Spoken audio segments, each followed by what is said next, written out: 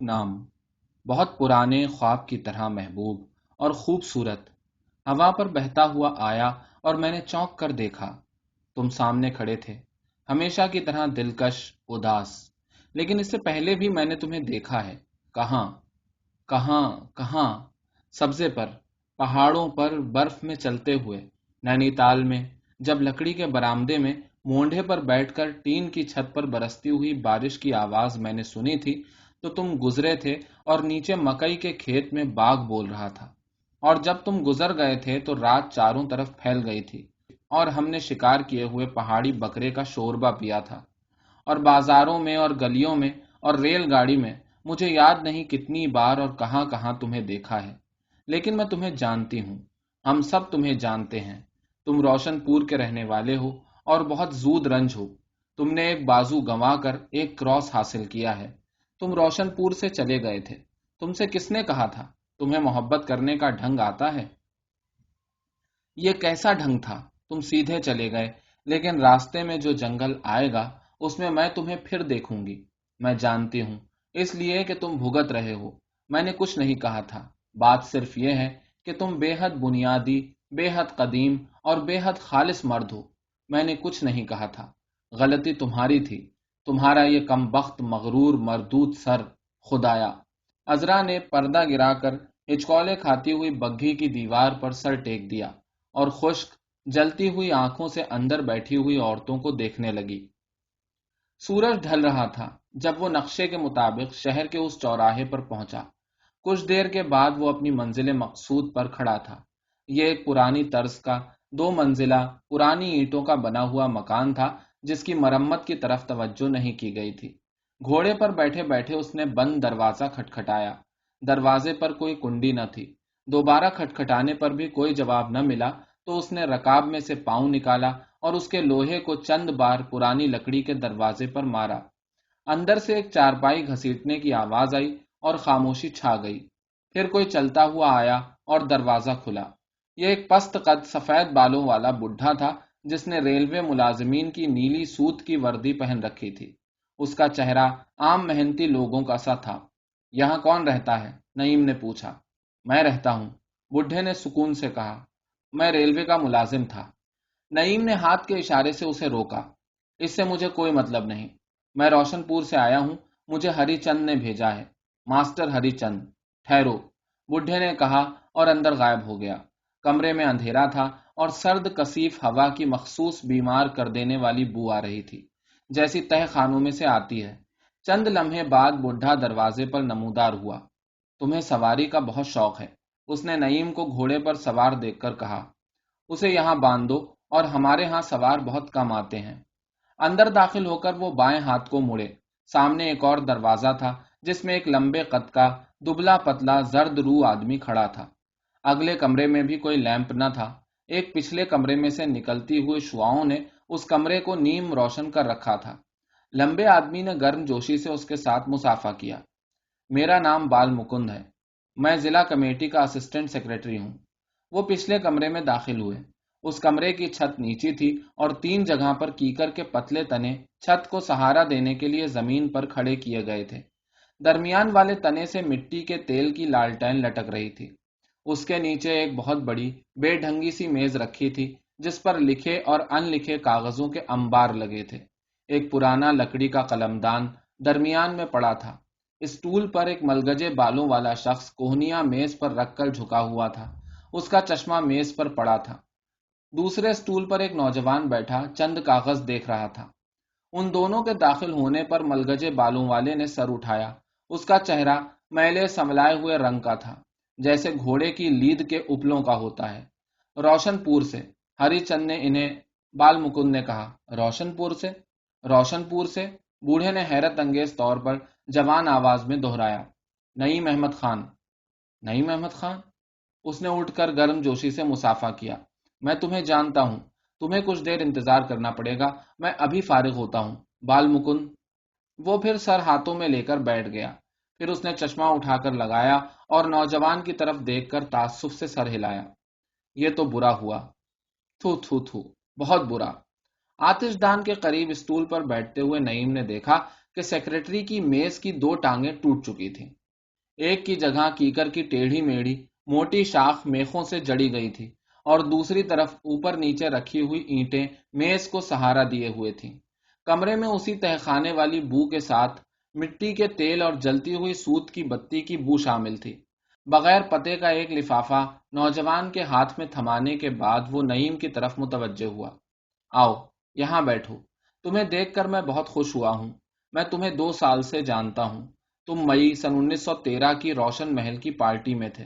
نعیم نے بے حد چونک کر اسے دیکھا، جیسے وہ کسی دوسری دنیا کی بات کر رہا ہو۔ میں نے تمہیں دور سے دیکھا تھا، اسی وقت سے ہم تمہاری تلاش میں تھے، لیکن جب ہم نے یہاں پر دفتر قائم کیا تو تم جنگ پر جا چکے تھے۔ وہ سر ہاتھوں میں لے کر آہستہ آہستہ دبانے لگا۔ کانگریس کے لیے کام کرو گے؟ اسی لیے آیا ہوں۔ نعیم نے مٹی کے تیل کی بو حلق میں محسوس کی۔ ہاں، یہ پوچھنے کی ضرورت نہ تھی، مگر تم نے تو جنگ میں نوکری کی ہے اور امتیاز کے ساتھ۔ اوہ، نعیم نے جلدی سے اس کی بات کاٹی، اس سے کوئی فرق نہیں پڑتا۔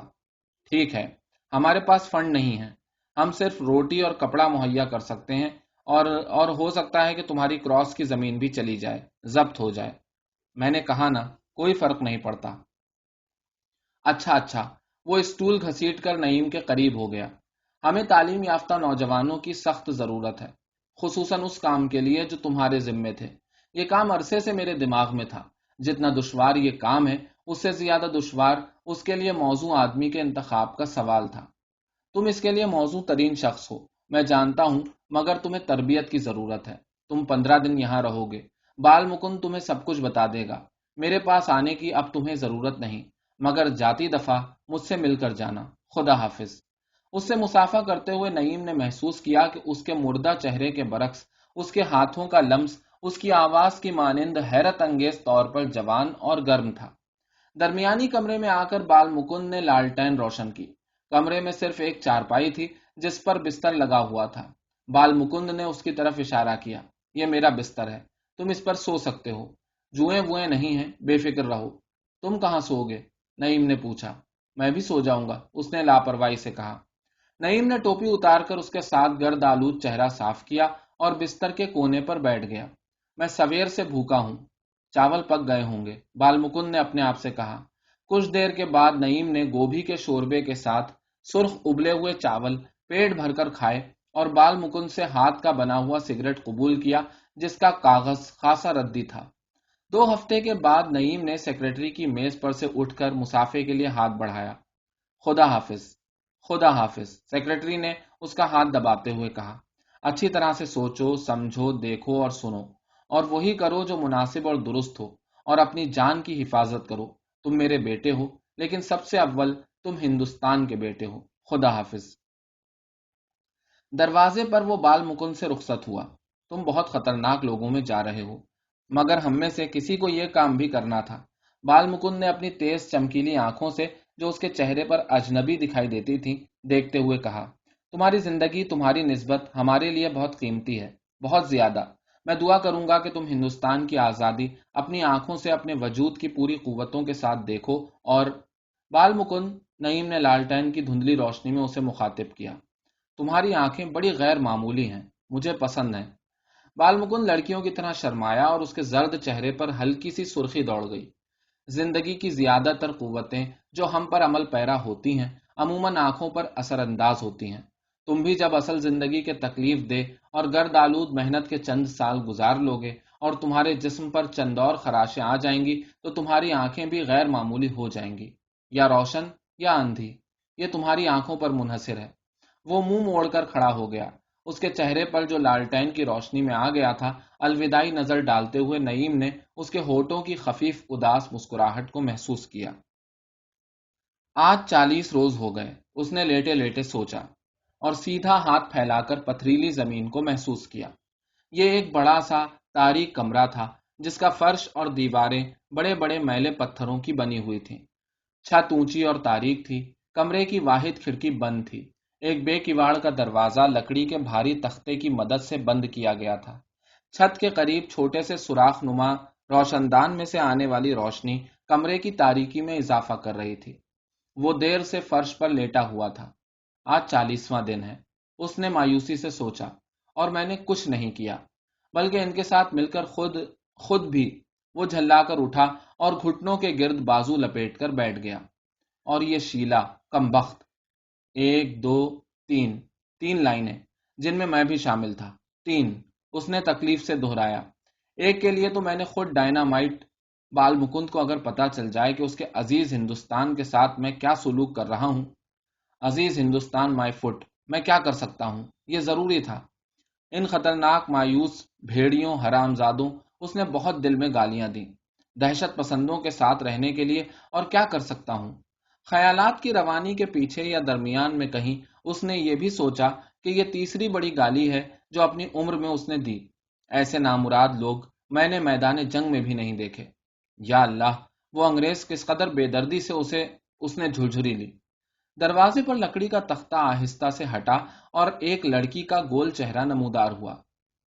لکڑ بند، کیا حال ہے؟ اس نے بچوں کے شوخ لہجے میں پوچھا۔ ٹھیک ہے۔ لڑکی تختہ ہٹا کر اندر آ گئی۔ اس کا چہرہ چھوٹا اور جسم گدرایا ہوا تھا۔ وہ اپنی عمر کے لحاظ سے لمبی دکھائی دیتی تھی۔ تم آج کیوں نہیں گئے؟ اس نے نعیم پر جھک کر پوچھا۔ میری طبیعت خراب تھی۔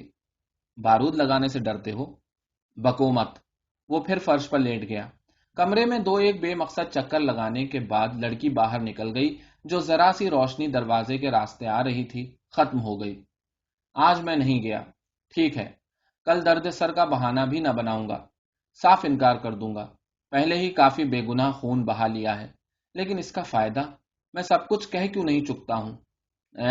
لا حول بلا قوت، مجھے یہاں آنا ہی نہیں چاہیے تھا۔ میں ان سے کچھ نہیں کہہ سکتا، یہ اتنے اچھے، اتنے دکھی، اتنے، اور یہ شیلا، یہ لڑکی۔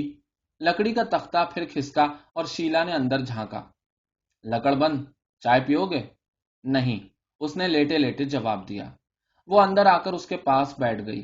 کیوں، بارود لگانے سے ڈر لگتا ہے؟ مت ہنسو، نعیم نے خفگی سے کہا۔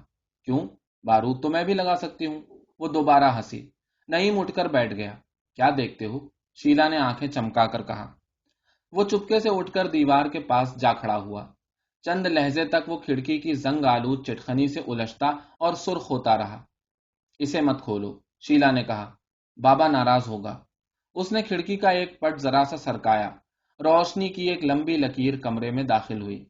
سامنے چھوٹے سے پہاڑی گاؤں کے پیچھے سورج غروب ہو رہا تھا۔ اوپر نیچے بنے ہوئے لکڑی کے مکان دور سے سیڑھیوں کی طرح دکھائی دیتے تھے۔ گاؤں کے دامن میں گھنے سیاہ باغ تھے۔ ان سے نیچے کھیتوں میں دھان کی فصل کھڑی تھی۔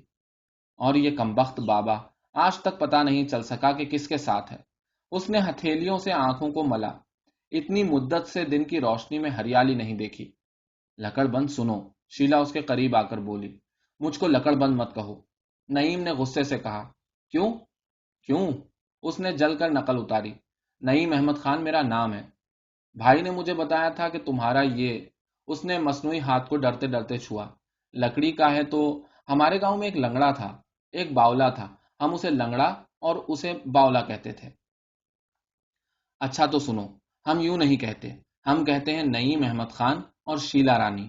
کہو۔ نعیم احمد خان اور شیلا رانی دونوں ہنس پڑے۔ دھان کے کھیت پر سے مرغابیوں کی ڈار گزر رہی تھی۔ نعیم احمد خان، تم بات کیوں نہیں کرتے؟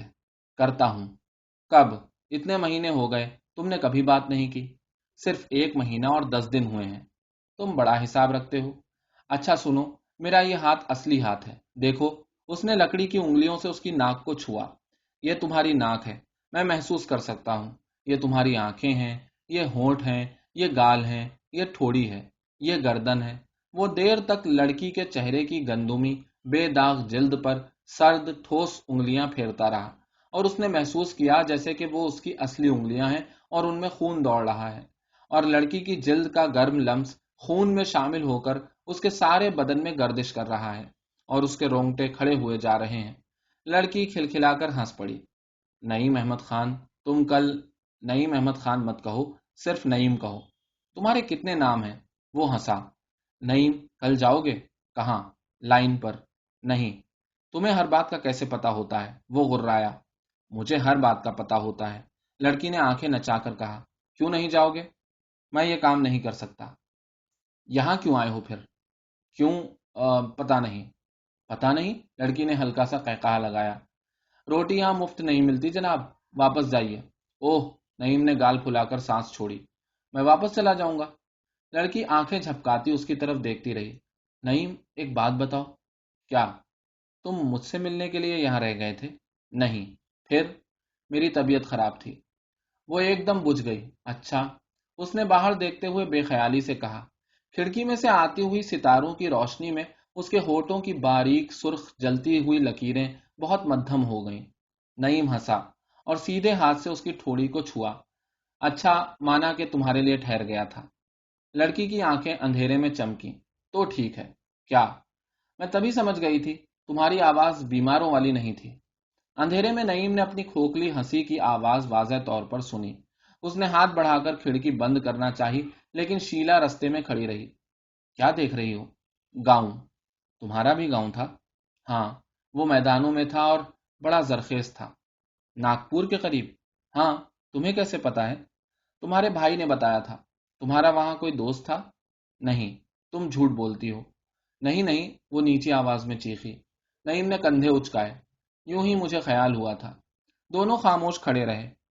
پھر لڑکی نے آہستہ آہستہ کہنا شروع کیا۔ مدن گھر سے بھاگ گیا۔ میں اکیلی اکیلی کھیلا کرتی تھی۔ گاؤں میں ہر سال ہیضہ پھیلتا تھا۔ پہلے ماں مری، پھر باپ، پھر مدن کہیں سے آ گیا، پھر… مجھے پتا ہے۔ نعیم نے ہاتھ سے اسے خاموش رہنے کا اشارہ کیا۔ مجھے سب پتا ہے۔ تمہارے بھائی نے بتایا تھا۔ کب؟ جب پہلی بار لائن پر گئے تھے۔ تم پر بہت ظلم ہوئے ہیں۔ اچھا؟ شیلا نے تعجب سے بے دھیانی سے اندھیرے میں دیکھتے ہوئے کہا۔ چاند کی آخری تاریخیں تھیں اور سارے میں تاریکی اور ستاروں کی مدھم روشنی پھیلی ہوئی تھی۔ سامنے پہاڑی پر اوپر نیچے بنے ہوئے مکانوں میں دیے جل رہے تھے اور بجھ رہے تھے۔ ان کی کھڑکی کے نیچے ایک پہاڑی جھرنا بہتا تھا۔ پتھروں پر بہتے ہوئے پانی کی کھنک جو دور چلتے ہوئے رہٹ کی آواز سے مشابہ تھی، ان کے کانوں میں آ رہی تھی۔ رات کا ایک پرندہ پھڑ پھڑا کر کھڑکی کے سامنے سے گزرا۔ میں جاؤں؟ لڑکی نے سہم کر کہا۔ ٹھہرو، ابھی فرشتہ گزرا تھا، لڑکی نے کہا۔ وہ ہنسا۔ نہیں، چمگادڑ تھی۔ چمگادڑ؟ شیلا نے خوف زدہ آواز میں دہرایا۔ ایسا مت کہو، وہ فرشتہ تھا۔ یہ جب بھی گزرتا ہے وہ آ جاتے ہیں۔ مجھے اب جانا چاہیے۔ لیکن وہ کھڑی رہی۔ تم کہاں سوتی ہو؟ ساتھ والے کمرے میں۔ اچھا، میں سمجھا گاؤں چلی جاتی ہو۔ تم دروازے کے پاس سوتے ہو؟ تمہیں کیسے پتا ہے؟ تم بڑے زور کے خراٹے لیتے ہو، مجھے غصہ آ جاتا ہے۔ اچھا؟ وہ دھیرے سے مسکرایا۔ تختہ ہٹانے کا شور ہوتا ہے؟ نہیں، میں نے کئی بار ہٹا کر تمہیں دیکھا ہے۔ کیوں؟ تم سونے نہیں دیتے تھے۔ میرا جی چاہتا تھا کہ تختہ تمہارے اوپر دے ماروں۔ وہ پھر مسکرایا۔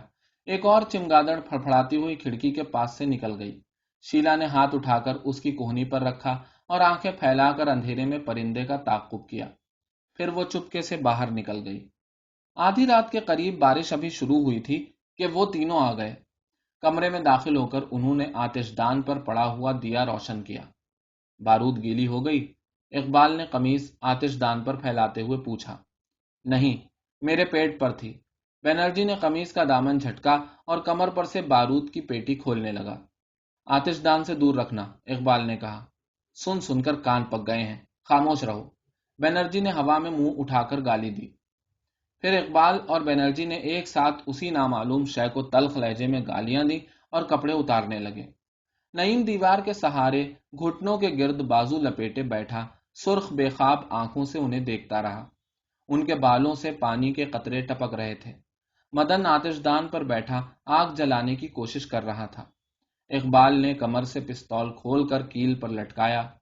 کیل اکھڑ گئی اور سن کے خول میں لپٹا ہوا بڑا سا پستول آواز پیدا کرتا ہوا فرش پر گر پڑا۔ اقبال چند لہجے تک اسے اٹھانے کا ارادہ کرتا رہا، پھر آتش دان کے پاس ٹانگیں پھیلا کر بیٹھ گیا۔ سگریٹ ہے؟ اس نے پوچھا۔ نہیں، مدن نے کہا۔ اس نے کندھے ڈھلکائے اور دیوار پر سر رکھ کر آنکھیں بند کر لیں۔ اوپر دیا جل رہا تھا۔ اس کے چہرے کی ابھری ہوئی ہڈیاں آنکھوں اور رخساروں کے گڑھوں پر سایہ کیے ہوئے تھیں۔ دیوار کے ساتھ یوں ساکت بیٹھا وہ چکنی سیاہ مٹی کا بت معلوم ہو رہا تھا۔ اس کے بال کھردرے، گھنگریالے اور غلیظ تھے، اور مضبوط بناوٹ کا چہرہ کمزور دکھائی دے رہا تھا۔ نعیم کے دل میں اس کے لیے بے معلوم سا رحم پیدا ہوا۔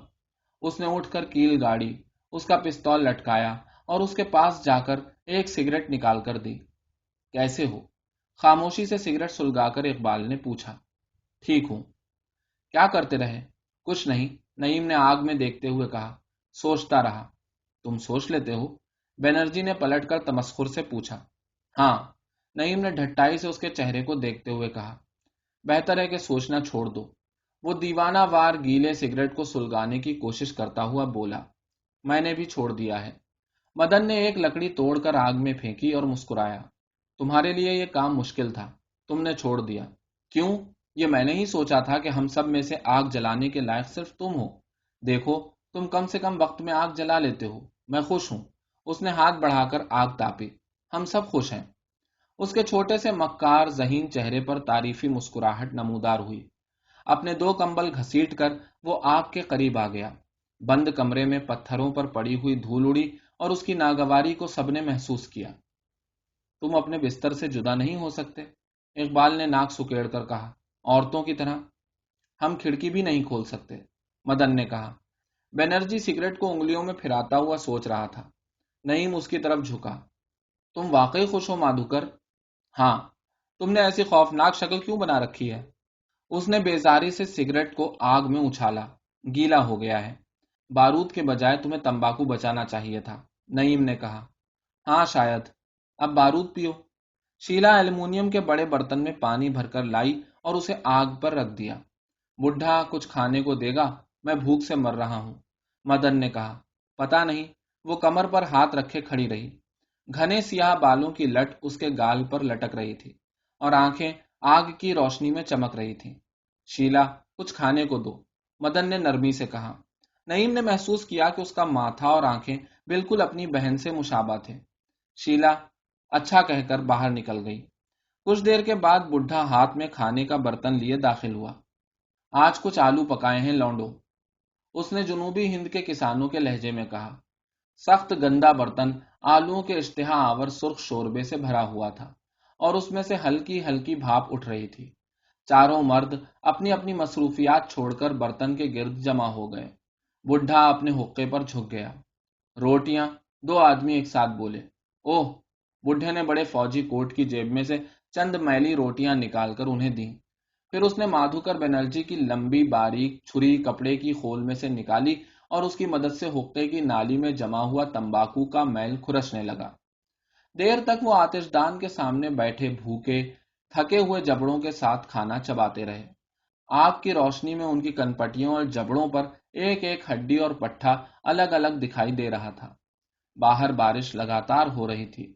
کھڑکی پر اس کی ہلکی مسلسل آواز کمرے کی خاموشی اور اداسی میں اضافہ کر رہی تھی۔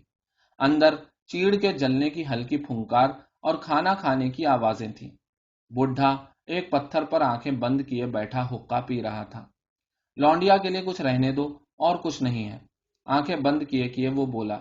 چاروں مردوں نے اسے گھور کر دیکھا۔ پھر تقریباً سب نے ایک ساتھ ہاتھ کھینچ لیا۔ برتن بڈھے کے حوالے کر کے وہ آگ کے قریب ہو کر بیٹھ گئے۔ مادھوکر نے گیلے سگریٹ کو سلگانے کی چند منٹ بیکار کوشش کے بعد اسے آگ میں اچھال دیا اور ہوا میں گالی دی۔ آج کیا ہوا؟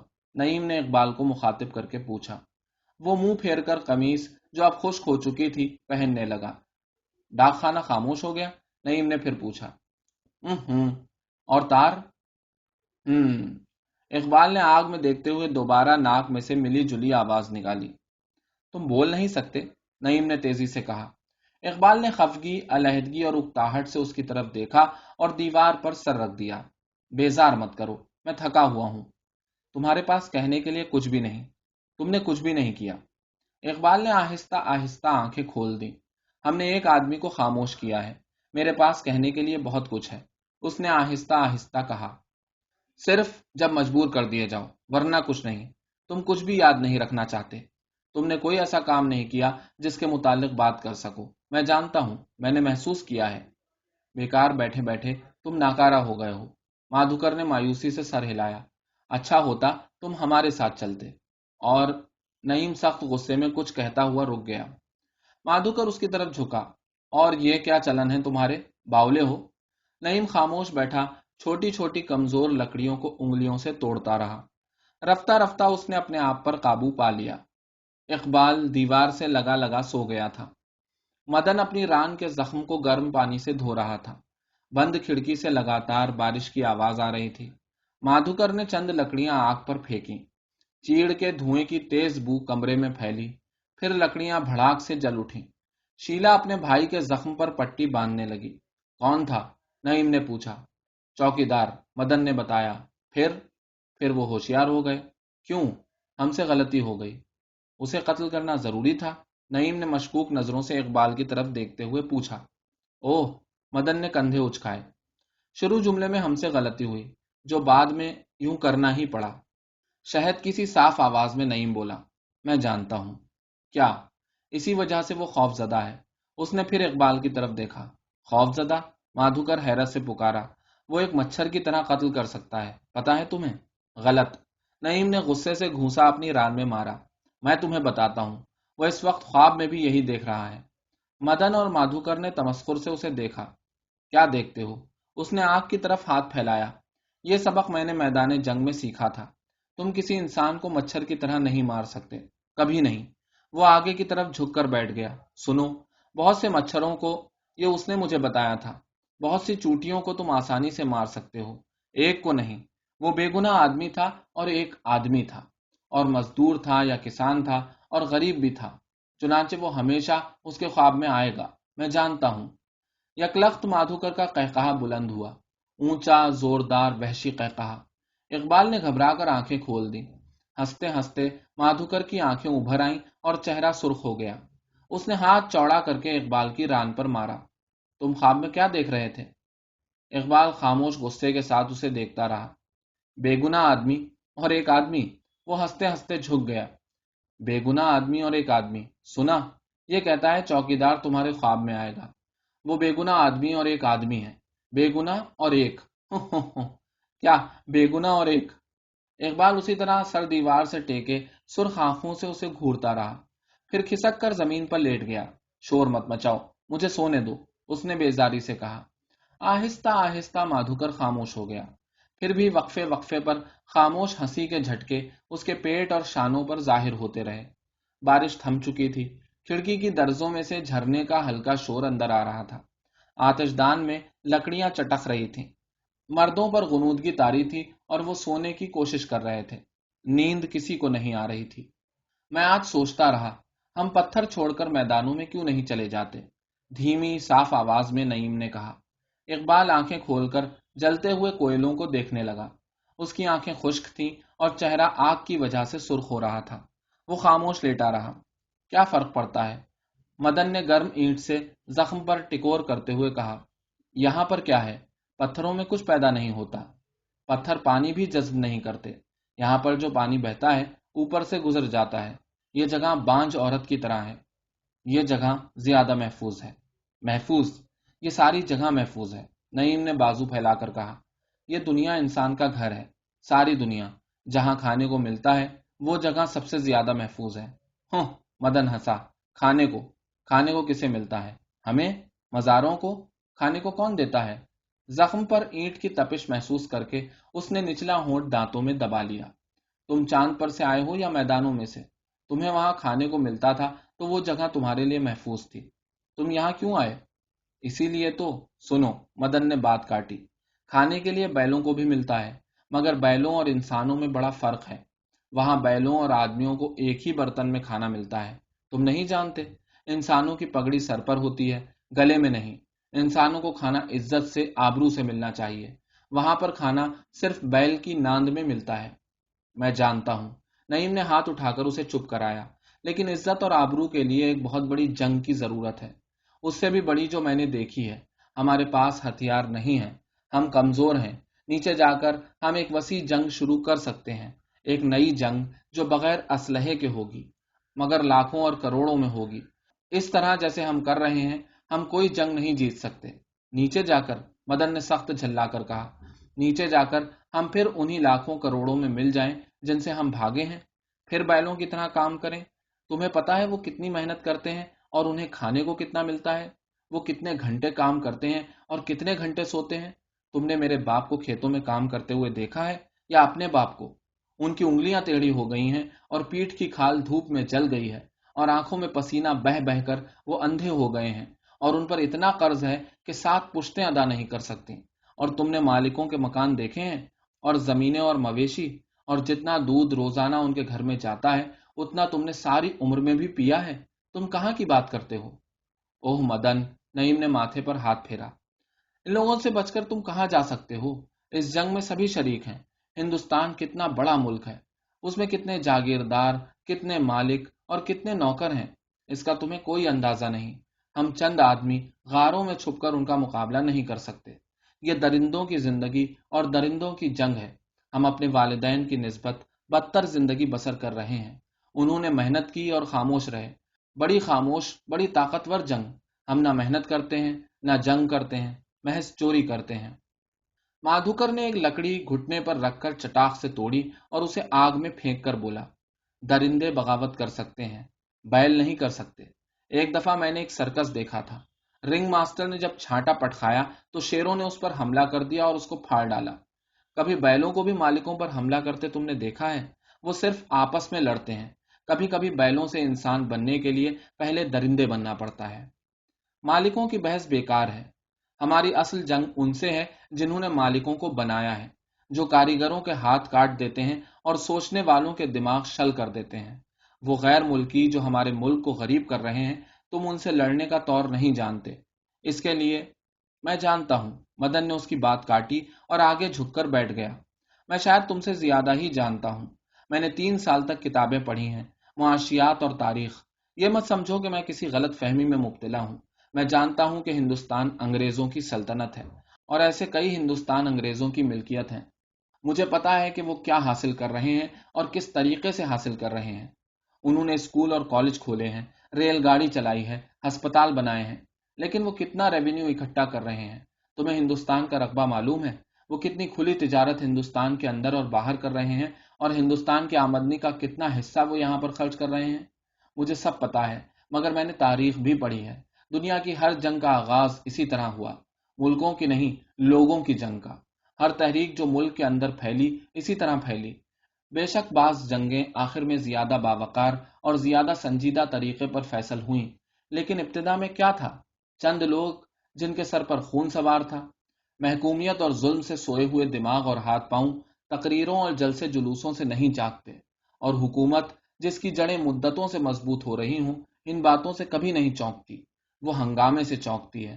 اور وہ جنگ کو ختم کرنے اور جیتنے والوں نے ہمیشہ ان چند لوگوں کی مذمت کی اور انہیں برا بھلا کہا، لیکن بعد میں آنے والوں نے تاریخ کی کتابوں میں لکھا کہ وہ لوگ جنہوں نے جنگ جیتی اسے کبھی شروع نہیں کر سکتے تھے۔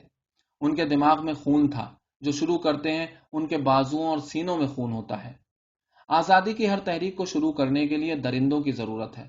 اس نے اکڑی ہوئی زخمی ٹانگ کو مشکل سے دوہرا کیا۔ اس کے ماتھے پر پسینے کے قطرے نمودار ہو گئے تھے اور چہرہ زرد ہو رہا تھا۔ باہر بارش ایک بار پھر تیزی سے شروع ہو گئی۔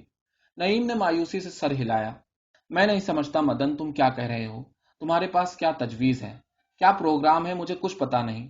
تم خود اس بارے میں کچھ نہیں جانتے۔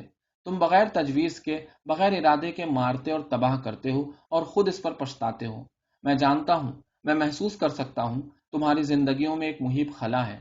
تم جو کچھ کرتے ہو اسے بھلا دیتے ہو۔ تم کچھ یاد رکھنا نہیں چاہتے۔ تمہارے پاس محض احساس جرم ہے۔ ایسے کبھی جنگیں جیتی جاتی ہیں؟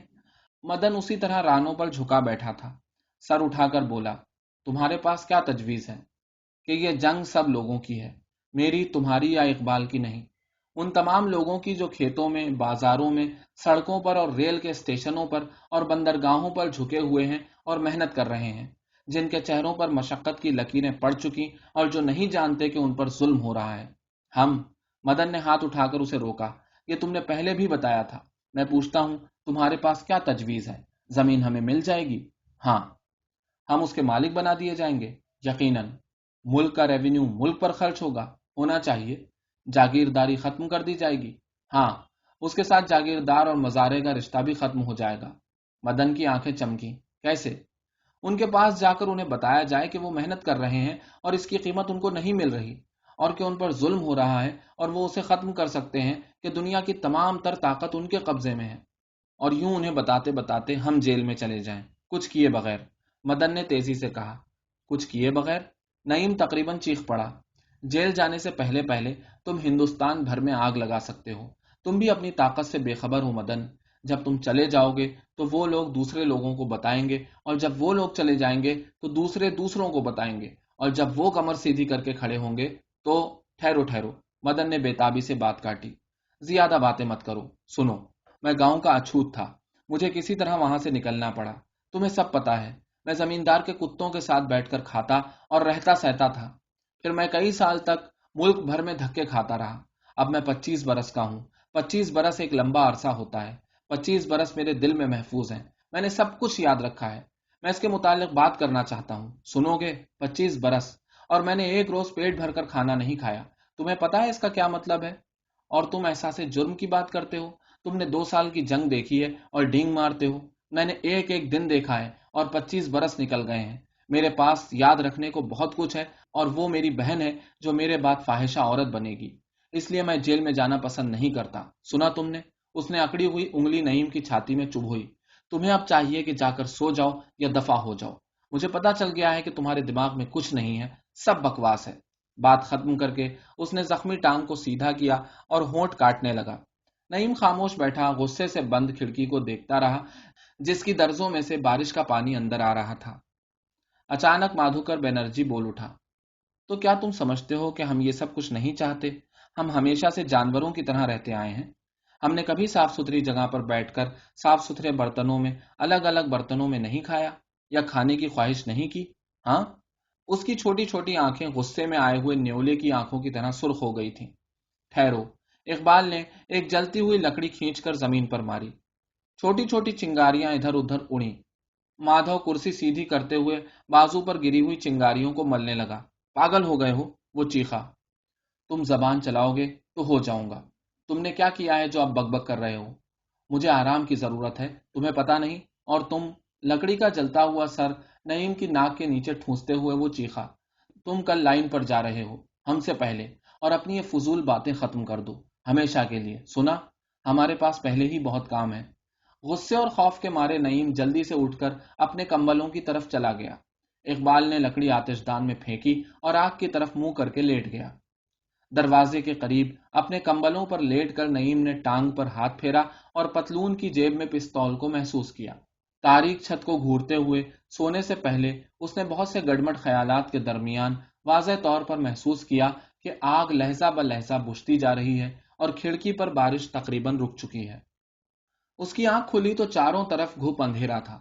آتش دان کی راکھ میں سے 2 زندہ کوئلے جھانک رہے تھے۔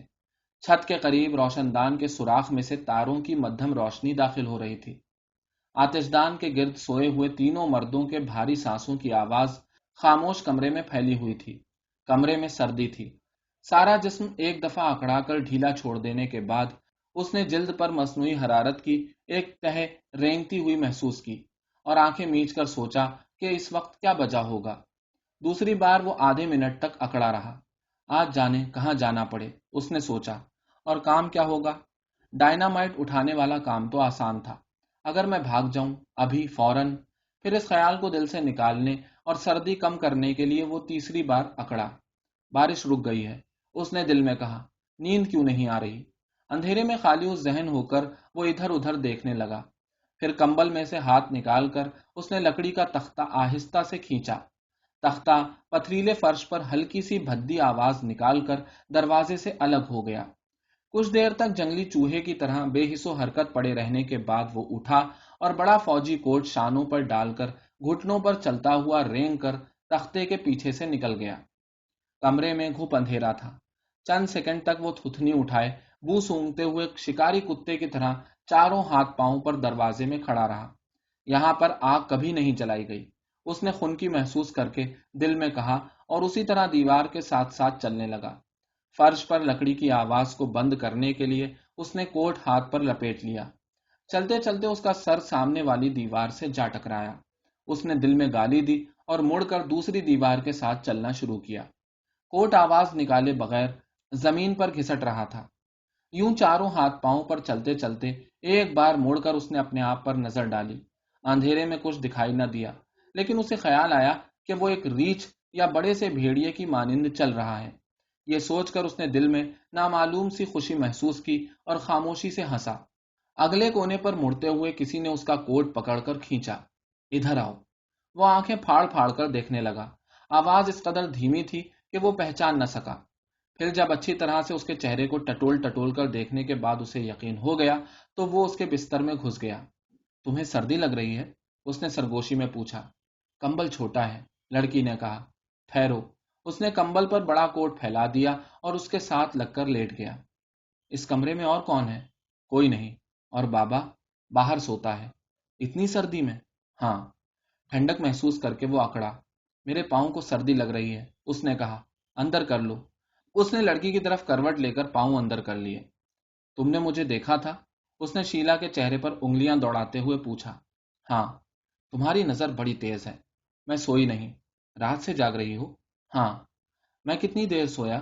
اس نے پوچھا۔ تم سوئے تھے؟ ہاں۔ ابھی تو تم باتیں کر رہے تھے۔ اوہ، میں سمجھ رہا تھا بہت سو کر اٹھا۔ اس نے اس کی گردن کو چوما۔ تمہاری گردن بڑی نرم ہے۔ آج تم کیوں لڑ رہے تھے؟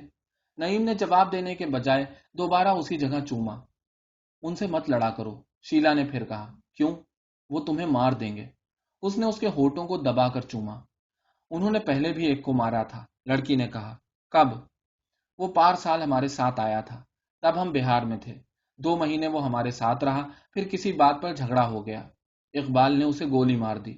نعیم خاموش لیٹا اس کے بدن پر ہاتھ پھیرتا رہا۔ مجھے اقبال سے نفرت ہے۔ شیلا نے اس کے پہلو پر ہاتھ رکھا۔ تم قمیص اتار کر کیوں سوتے ہو؟ میری پرانی عادت ہے۔ تمہیں سردی نہیں لگتی؟ نہیں۔ نعیم نے اسے گردن کے نیچے نرم جگہ پر چوما۔ شیلا، اس نے بھاری آواز سے کہا۔ آہستہ بولو۔ شیلا، اس نے سرگوشی کی۔